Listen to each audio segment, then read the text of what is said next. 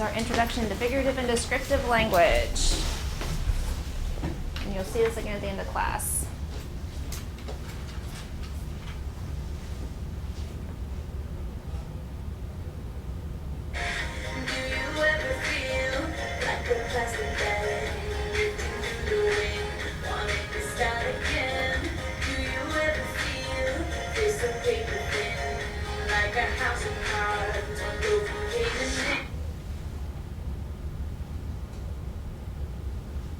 While you're watching this, be thinking about what type of figurative language is being used. I know we haven't covered it yet, but we will soon.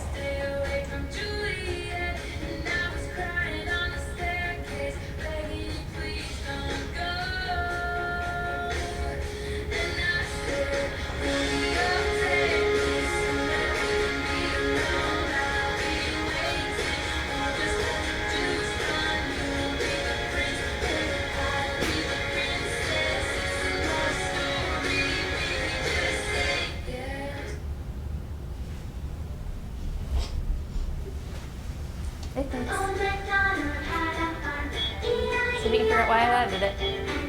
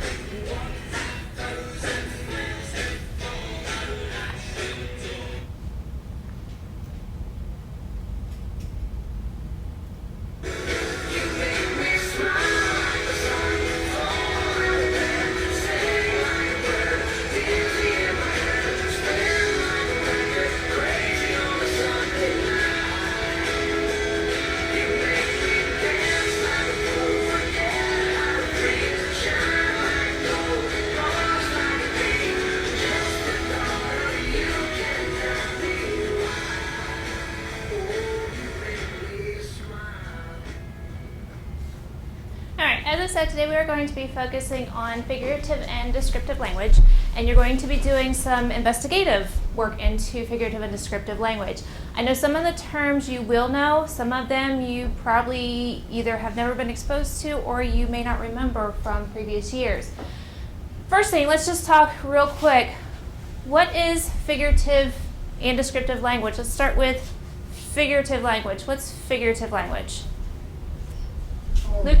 Kind of like metaphorical ways of describing things, like using, it wouldn't necessarily be like giving exact description of what it is. It's using other things to compare it. So. Okay. Somebody else? How else would you describe figurative language? Keon? Giving a comparison, but not meaning it literally. Exactly. Figurative language especially, you cannot take literally. You cannot, if you said she is as fast as a cheetah, unless she's literally the animal, you're just saying what? She's really, really fast. However, descriptive language is, you can take that literally. What's descriptive language? Anybody know? Think of the word descriptive. What's it make you think of? Descriptive makes you think that you're going to do what? Inara, what's it make you think of? Like what she's like wearing or something, how she looks. Exactly, what they look like, how they look. Descriptive language is going to be all about describing what you see around you. Figurative, again, not literal. Descriptive is going to be the literal, describing. All right, today in your groups, notice you're in groups today. What I want you to do is decide, one person per group is going to be my folder leader. So real quick, one person decide who's going to be the folder leader, because I have a job for you. All right, folder leader, grab the folder.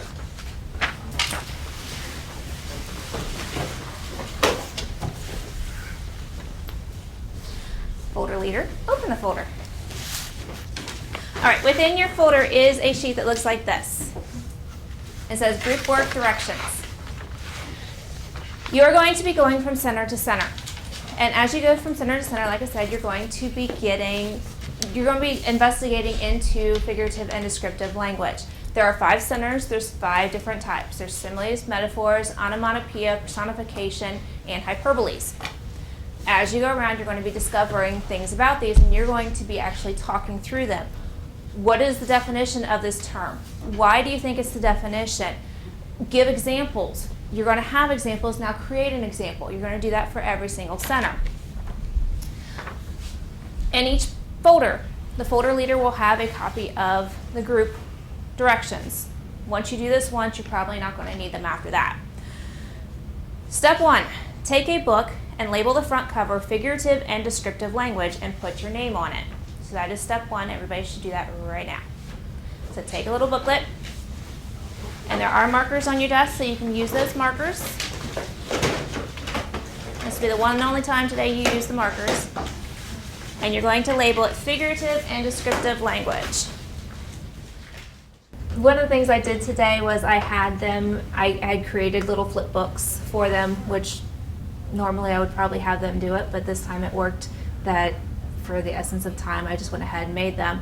But as they went to each group and each center, they were discovering what is a simile, what is a metaphor, what is a hyperbole, and they were writing down their own definitions as opposed to the definition from a book or the definition from a dictionary, which doesn't really show me that they understood. It doesn't show me that they read an example and they understood it. It just shows me that they can recite what's in a book.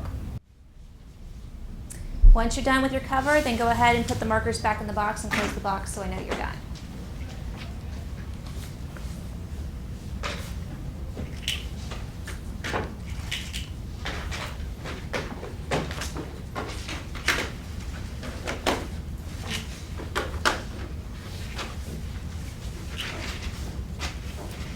All right, step 2, one person per group needs to become your group's folder leader. We've already decided that. Step 3, a second person will need to be your group's recorder. That person is going to need to have out a sheet of paper, a sheet of notebook paper, and you're going to be keeping track of your group's answers to questions. I had the students with particular jobs like the recorder and the person who was the designated folder passer-outer, just so that everybody got to be involved. everybody had a job to do. Made sure that everybody did participate. Even when I walked around, I was trying to make sure that everybody did express their opinions or express their thoughts. But it was all about making sure to get everybody involved instead of, I always have students, if I don't do that, they just sit there the whole time. They don't do anything. So in order to get them involved, here's a job.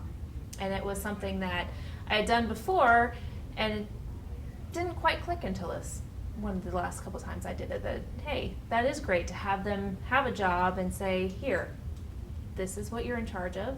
Every time you go, do it. All right, for each center and folder person, you can go ahead and get out a copy of your group's colored sheet and hand it to each person so that we can go through the directions for these sheets. There's a different color per group so we know which groups you've gone to.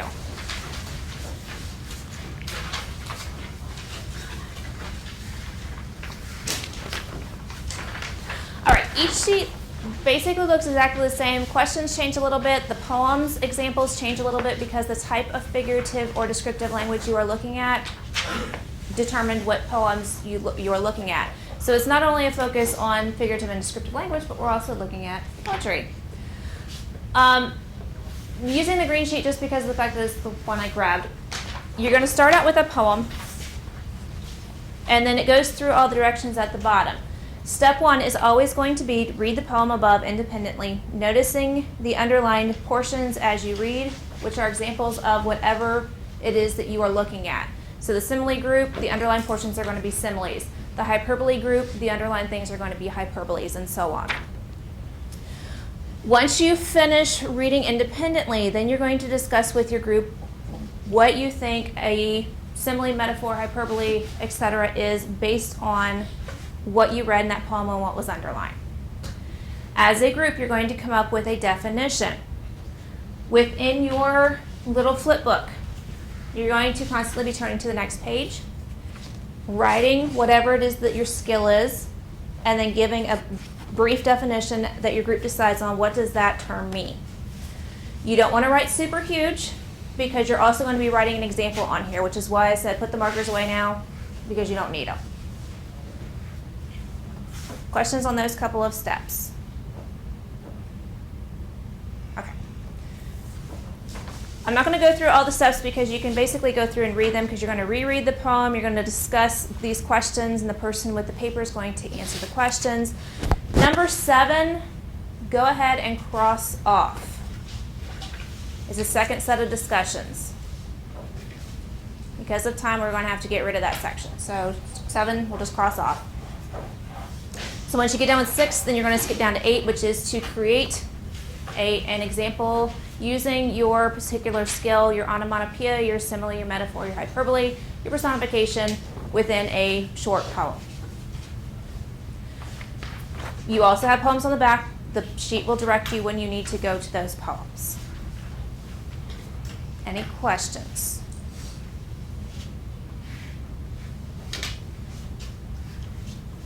Okay.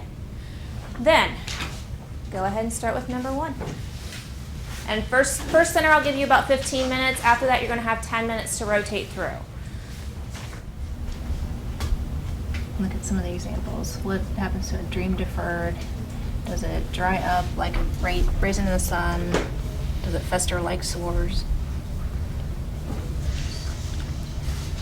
It's a comparison between the two things. Using It's the word like. like grass. Exactly. Put that into words. And then write it on your paper. I wouldn't write super huge because you'll run out of room if you do. I definitely wanted them to give their own example because so many times they're so used to, they don't have to come up with their own examples. They just have to copy something else that somebody else wrote. I wanted them to think beyond that, to think beyond the, okay, I can copy Shel Silverstein and have an example of a hyperbole, but can I make one myself? Amazingly, they can every single time. And every single time they rose to the occasion and they were able to show me, yes, I know what a hyperbole is. Here's an example. Yes, I know what a simile is. Here's the example. Are the poems the best? No, because they were on a time crunch, but they definitely did show the fact that they understood the concepts being taught. Is it just an exaggeration? Just a plain old exaggeration? Like, it's super big. Yes. Is it?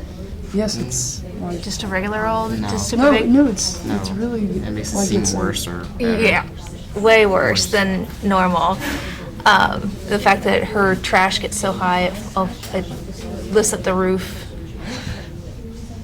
Definitely. So how are you going to put that into words to put in your book?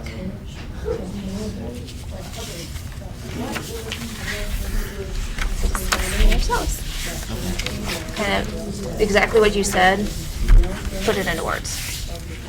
Do you use the magic words like you do similes? No. No. And you guys are on question number 1. 5. Oh, yeah. Sorry. Letter A, number 5. What's she trying to say in that poem? The earth is a living thing. I think that she's trying to say that the earth is a living thing and that the earth isn't just a big mass of rock and water, that it actually moves and it actually goes along with what we do in life. Perfect, because it uses things to compare like what? It has like her hair and her hand. But not really talking about hair and hands. Yeah. Perfect. What did you come up with for your definition for personification? What do you mean? Giving human characteristics to non-living items. Right. Like what kind of examples are used in this poem? And lick the valleys up. Right, and it's referring to what that's not human. A railway train. A train. Trains can't really lick. So yeah, you got to figure out that that's something that humans do, but trains do not. So, next thing will be to work on answering your questions. And then Drew, you're the recorder.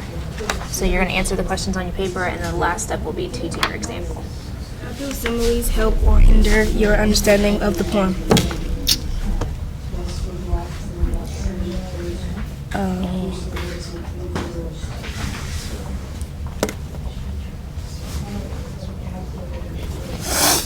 How did it help you understand what she was talking about, or he was talking about?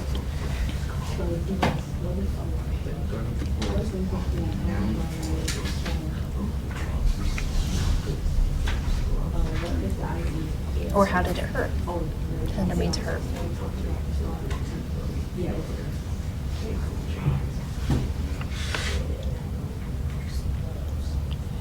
For instance, was it easier to understand because he was making a comparison, or was it harder to understand because he constantly was making comparisons?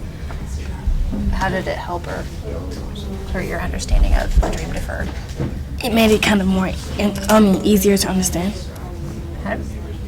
Like the first way you were going, I think you were going to say that it made it more interesting, Yeah, it did. as opposed to just the boring. The dream waits for a while, comes back, then it goes away for a little while. You can move on to the next examples. Okay. As you read them, make sure you're underlining anytime you have onomatopoeia. So like Cynthia in the Snow, it shushes, it hushes. Any words that are used as sounds, even if they're normally regular words, like shushes and hushes, exactly.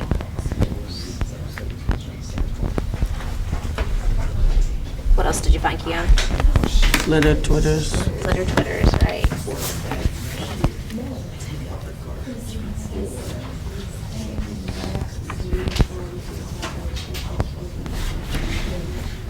What did you find in the rusty spigot, Emily?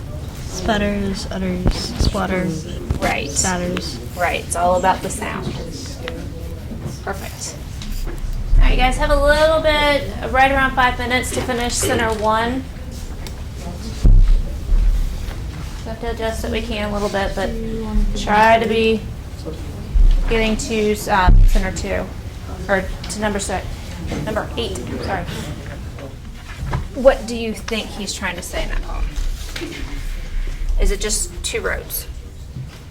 Well, I'm understanding that he took some road that hasn't been taken. He's taken some risk or something that not much people have, and it's supposedly done good instead of bad. Right, and do you think he's actually talking about physical roads? No. No, what's he probably talking about? You were right on track.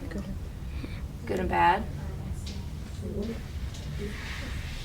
Maybe just the general, he's trying to make a decision. Which one is he going to make? One was easy, one not so easy. What's it mean by the end where it says, I shall be telling this story with a sigh, somewhere ages and ages hence, two roads diverged in a wood, and I took the one less traveled by, and that has made all the difference. He'll be telling of the story later in life. Do you think he's going to be upset by his decision? No. No. Based on what he says, probably not. All right, guys, I'm going to have to stop you even if you're not completely done, and when you get to your next group, if you need to finish this one, you can. You're going to take your sheet, your colored sheet, and your flip book. You're taking both.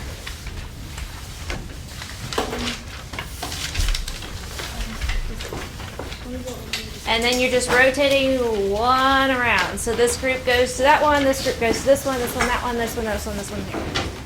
Centers, I thought of centers as being a great idea, especially with an hour and a half class, because it is so hard. It's hard for me to sit for an hour and a half, let alone 11, 12-year-olds who have so much energy in them. Plus, this particular class happened to be the beginning of the day, and they need to move just to wake up. So it's a matter of making sure to get them involved, engaged, constantly getting that blood moving, because if they just sit there, they're going to get bored. I'm going to get bored. We're all going to be falling asleep in the middle of class, and it keeps them, hey, I'm moving somewhere else. I have to think differently. I'm moving somewhere else. I have to think differently. Even though the directions were the same, they knew they were going to a different skill in this particular center. Personification, you guys are moving on to similes, metaphors, hyperboles, and onomatopoeia. Action sounds, right. And what kind of action sounds are used in the bells? Twinkle, Twinkle. twinkle, jingle. And Right. Are they all words that you would normally think of as being sound words? no. Tinkle, tinkle, do you usually think of that as a sound word, or jingling? No. However, Edgar Allan Poe in this particular poem does use a lot of not usual words to imitate sound. Like, that's an unusual word. Tintinnabulation, yeah. And it actually is a sound word the way it's used too, because it's a tinny type sound. That's what it means. But if you remember, I think most of you were here last year, if you remember from last year when you read this, it keeps going on and on and on with the onomatopoeia. It's not typical Edgar Allan Poe.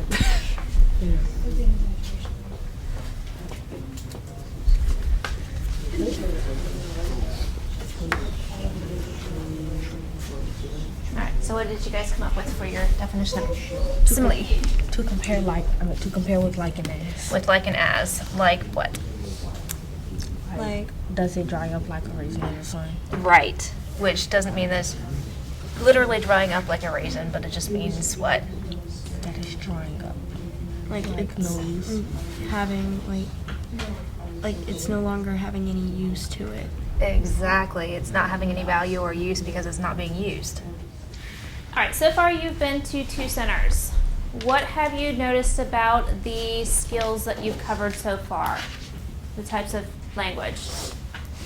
Talk about one of them. Drew, tell me about one of them. Personification, Uh-huh. and it's where you're giving human-like characteristics to non-living or living objects. Right.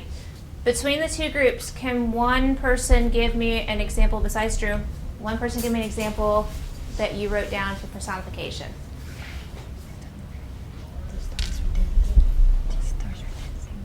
Or just give me an example.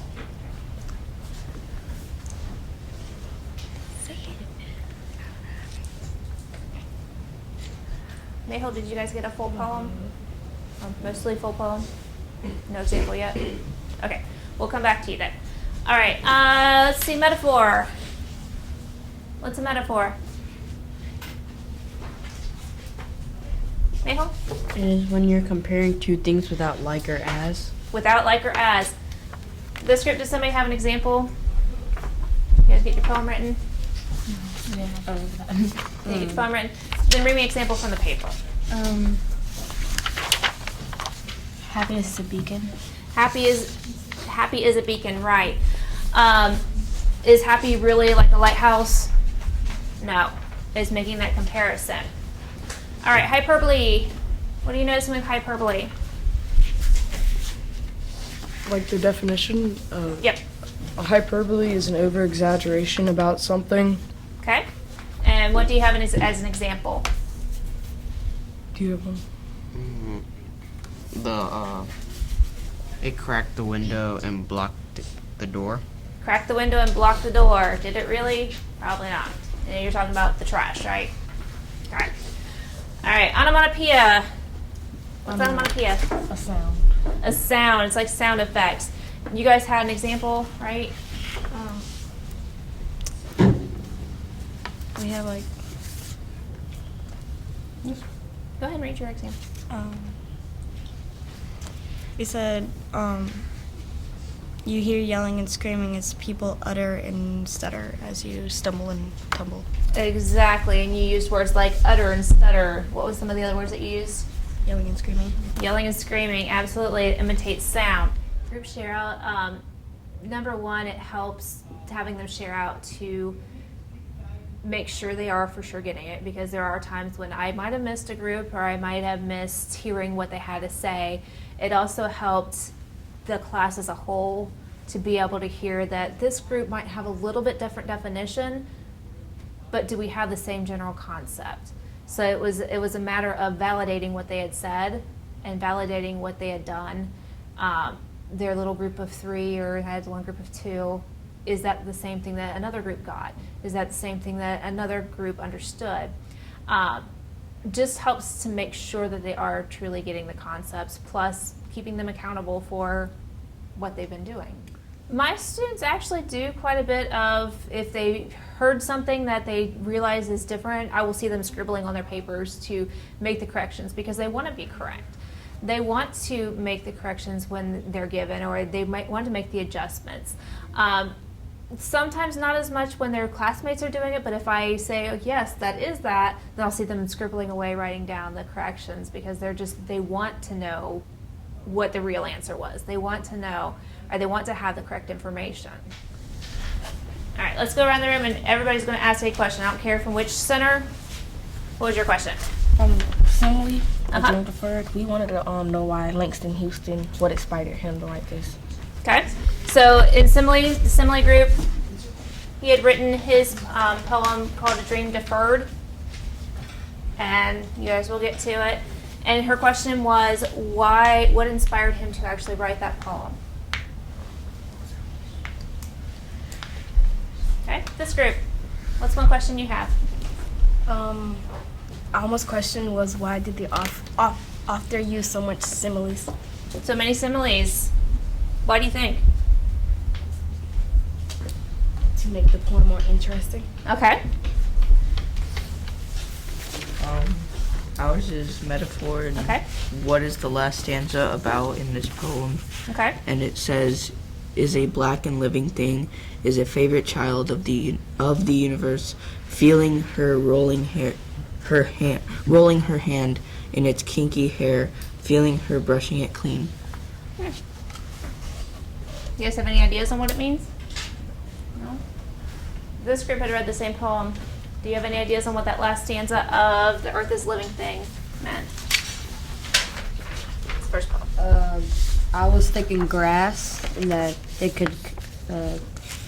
could be hair for the earth. What do you guys think? Does that make sense? Think that way? Alright, this group. In the hyperbole, like how big did the trash actually get? How big did the trash actually get? So you're trying to think of the literal of the figurative version. Did I get you guys a question? Yes, we use question for onomatopoeia. Uh-huh. Why was so much onomatopoeia used to describe the sound of the bell? Okay. Why do you think? Why do you think they use so much onomatopoeia to describe bells? These two groups have read it. Keon? To show if the bells were like peaceful sounding or if they were like bad sounding. Absolutely. And if I had pulled the rest of that poem, the sounds that are used to describe the bells changes. If you remember the poem from last year, it was Edgar Allan Poe's The Bells. And you had the silver wedding bells, which were happy and bright. You had the sleigh bells, which were, again, happy and bright. And then you have the golden bells, which were the church bells. Sorry, they weren't the church bells. Yeah, they were. And then the last ones were the funeral bells, the brazen bells. Definitely changes the mood of the poem based on the onomatopoeia that is used. All right, any questions that you have before we move to probably the last center? No, we might get to 2 more. Before we move to the next center. All right, then take both of your colored sheets and your flip book. Rotate around. I want to hear your answer to this one. How's it help her head? Helps do what?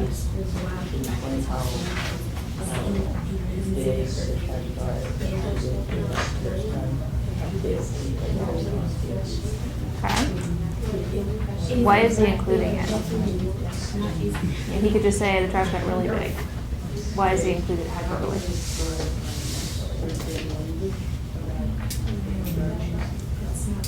You know anything about Shel Silverstein? Why did he include it?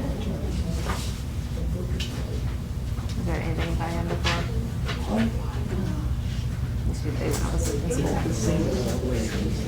He is.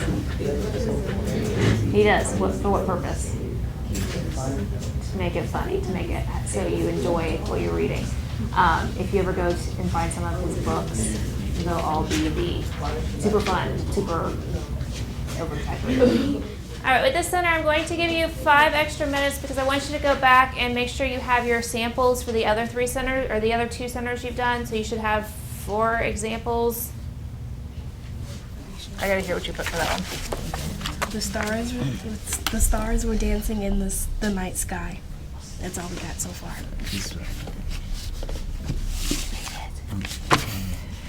You dance in the tango, hips moving, shake, shake, shake. Ah, so you got more descriptive on the kind of dancing they were doing. Dancing. Stars dancing. Stars don't dance. There you go. My goal in sitting and talking with the kids is number 1 to find out what they knew, what they were learning. Are they on the right track? I know I had a group that was sitting in one of the groups that was not understanding the poem and what the metaphor was. So I was able to see where they were having issues with understanding it, and amazingly, when I helped talk through them, they knew what it was. It just wasn't making sense right then for them. So it was a matter of going around and clarifying. It's a matter of making sure they're on task. I mean, that's classroom management 101, is making sure that, hey, they know that you're present and that you're going to be present even if you're not right there. But it definitely helped to make sure that they were truly getting the concepts that I was trying to teach them. What do you guys have for one of your examples? It does not matter. Preferably when you haven't given me a, if I've asked you for one. Well, like worksheet, like our own examples. Oh, I don't know. I just got them from the story because I like, yeah. Yep, you want for this book, but you want your own examples in there. I'll put it in there. So that's what you guys will work on right now while you're getting 5 minutes.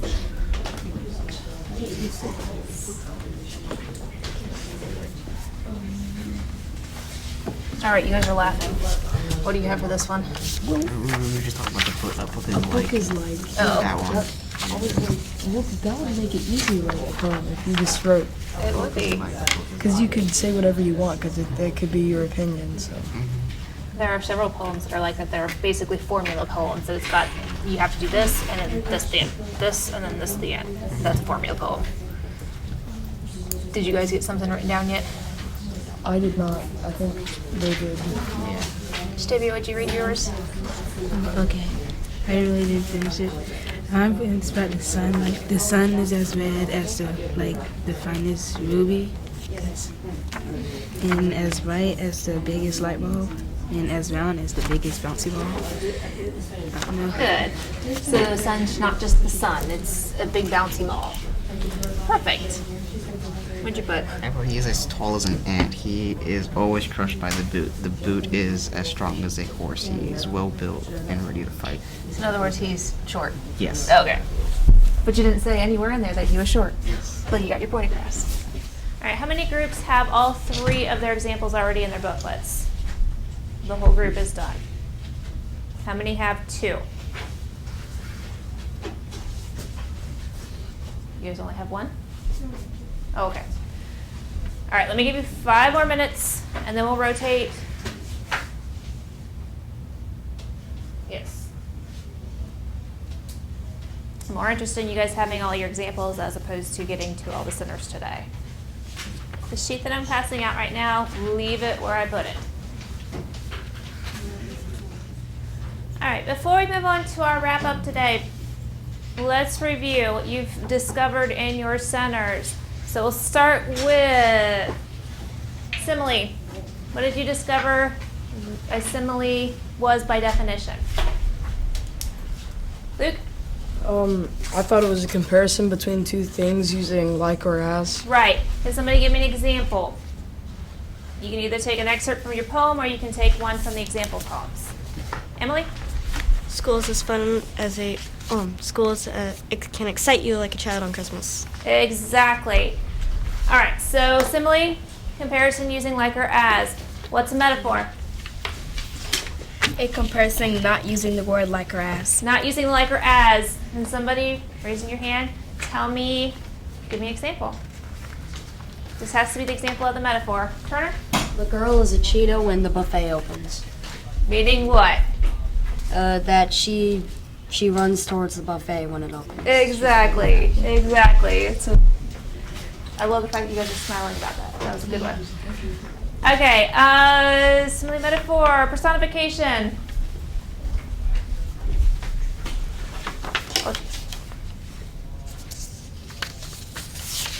What's personification? It is when you give human characteristics to non-living things. An example is that a car crawls under a bridge. Okay, perfect. Does personification necessarily have to be to a non-living thing? No. Like what? What else could be personified? A tree. A tree. Is it living? Yes. Yes. What about a dog? Yes. Yes. Just has to be non-human. All right, hyperbole. What's a hyperbole? Stavia? An over-exaggeration on a subject. An over-exaggeration. Can somebody give me an example of hyperbole? An R? The garbage reached across the state from New York to the Golden Gate. Right. Reading from Sarah Cynthia Stout. Garbage reached all the way across the state. It's an over-exaggeration. All right, onomatopoeia. A sound. It is a sound effect. Like what? Luke? Splish, splash. Splish, splash. I'll use my examples. What else? What else is sound effects? Turner? The rainwater pitter-pattered against the roof. Pitter-pattered against the roof. Good. On the corner of your desks, I want you to basically take all your little forms. I want you to put them inside your little packet. And I want one person per group to collect everything. The person who had your note sheet, put that inside your packet also, inside your flip book. And then that one person who's collecting, please bring me all of those packets. And then my folder person, pass out those little half sheets once I get your work. Thank you. Thank you. Thank you.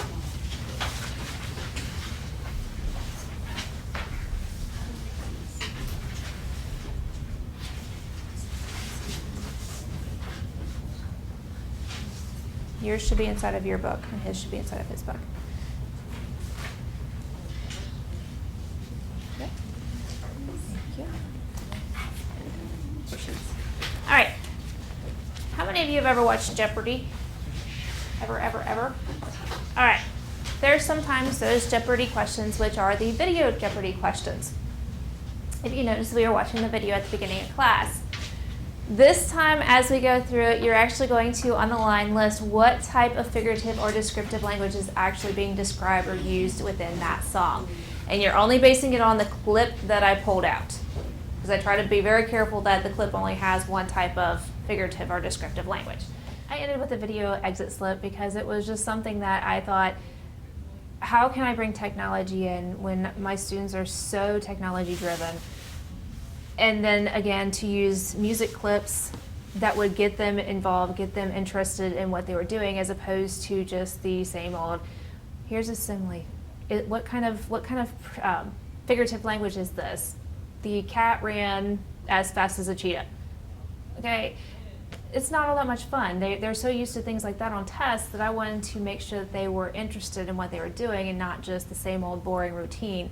It was so funny watching them though, because they were so excited when they would figure something out, like when they even had Old MacDonald, moo moo here and a moo moo there, and they were hurrying up and writing it down because, oh my gosh, I know that's onomatopoeia. And it was fun for me to watch them because they were getting so involved in music either that they knew or music that I knew, and I tried to make sure that at the beginning when I was talking about it that, hey, this is from my time. You may not know it, but it's my time.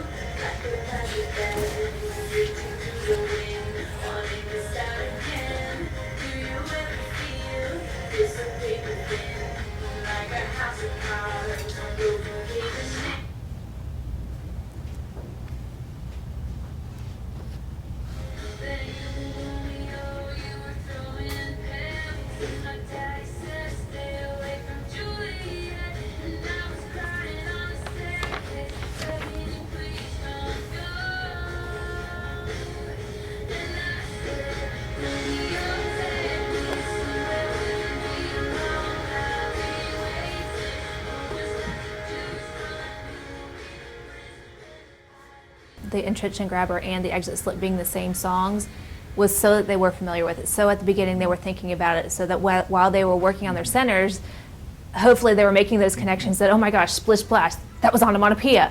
Or the climb, that was a metaphor. I was hoping that they make those connections so it wasn't just here's a dry run, go for it, name it.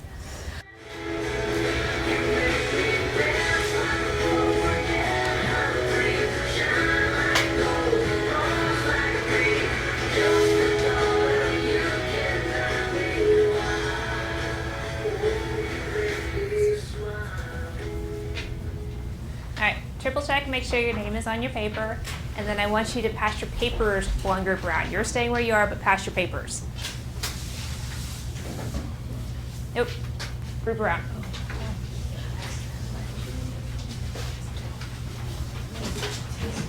Might help if one person per group collects them all and then passes them all over. You're this way. I guess we'll need another one.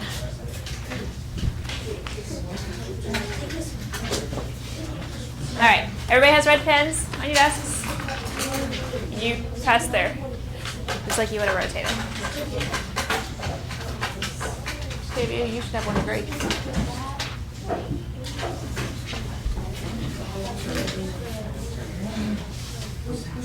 All right, we're missing paper. Okay. We're going to start with the first one, which was firework. Firework actually has many different types. It actually had onomatopoeia, if we would gotten to that part. It also has metaphors. It also has personification, but I just pulled one of them. So firework, based on the song clip that you had, what type of figurative or descriptive language? Yajni? Was it a simile? It was a simile. Love Story by Taylor Swift. Metaphor. Turner? Oh, metaphor. Metaphor, absolutely, because it was the metaphor, actually it's an allusion technically, which is about comparing her and her love to Romeo and Juliet. All right, Old MacDonald. Told you there was a reason why I included it. Onomatopoeia. Onomatopoeia. Moo-moo here and a moo-moo there. It's okay. Trust me, my head is in the 2-year-old zone with my 2-year-old at home. All right, number 4, Achy Breaky Heart. This was from my years in school. Old country. Billy Ray Cyrus. Miley Cyrus's dad. Yajne? Personification. It was. Don't tell my heart, my achy breaky heart. I just don't think he'd understand. Number 5, splish splash. Mayhole was splish splash. Say again? Onomatopoeia. Onomatopoeia, absolutely. Splish splash, I was taking a bath. 6, Just the Way You Are by Bruno Mars.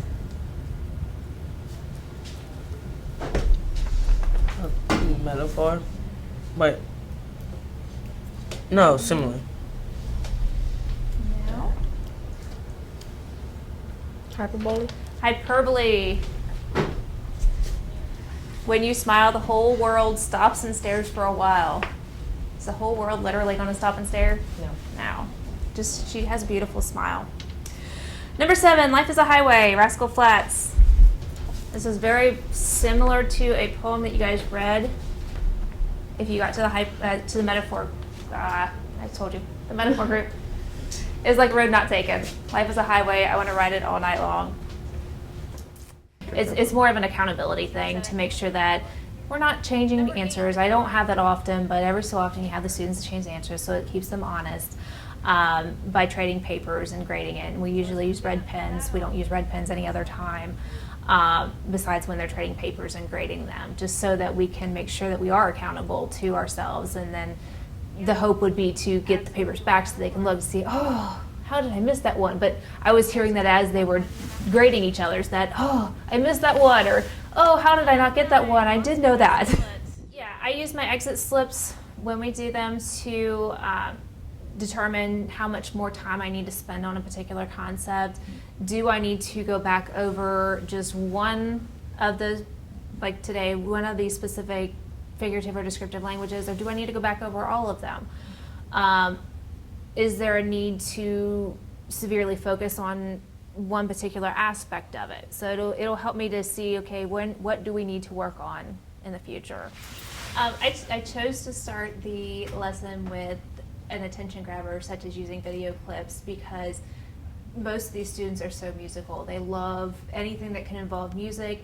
I try to incorporate both the modern day music with things like Bruno Mars, and then I have a 3-year-old at home, so I try to incorporate what I live with all the time, which is like things like Old MacDonald with onomatopoeia.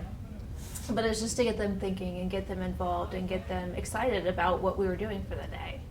Different things that I tried to do throughout my lesson were I had them look at examples that I had gone through and underline the versions, underline the examples of figurative and descriptive language.